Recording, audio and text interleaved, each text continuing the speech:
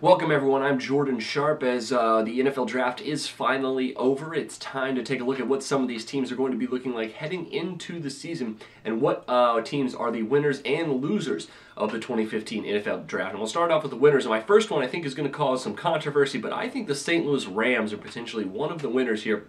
Sure, they took a huge risk on Todd Gurley early in the first round, but if he pans out next to Trey Mason, they have the most dynamic young running back combination in the entire NFL. And sure, they didn't draft a whole lot on defense, but that defense is already really solid. I think they're already very happy with the depth they have. They went offensive line a ton, which I think is going to really help this running game. Jeff Fisher wants to pound the rock. You know he's going to do it with Nick Foles still under center instead of Sam Bradford. With this team, I think they are going to be a very big surprise, especially if Gurley, even though he's going to miss some time here in the OTAs and mini camps, if he can come in and be a solid contributor, this St. Louis Rams team looked like they might have won or one of the winners of the NFL draft.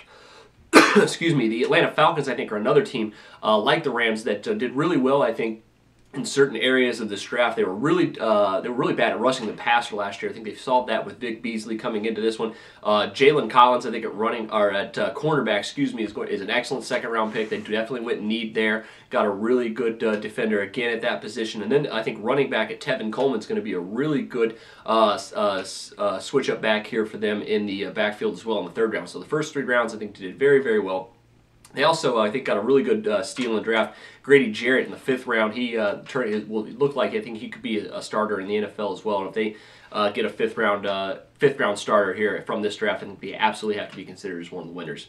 Houston Texans, I think I was also really impressed with the draft that they put together. They basically addressed all of their needs. I think that they lost in free agency, which I think is very important.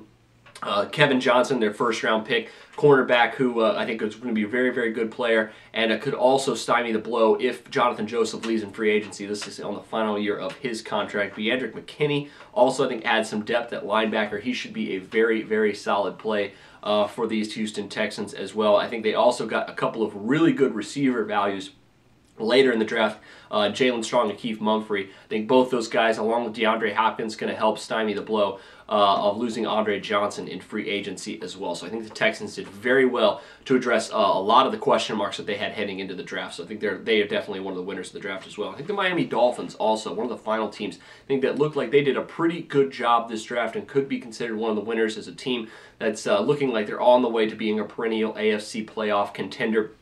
I really like their first 2 picks. I really also like Jordan Phillips, their second-round pick. I think he graded out as a guy who could have potentially went in the first round. I think getting him where they did, around the 50 or so pick, I can't remember exactly where, I think is a really good value. I really like where they did at the running back at Ajayi. I'm not sure how to pronounce his last name.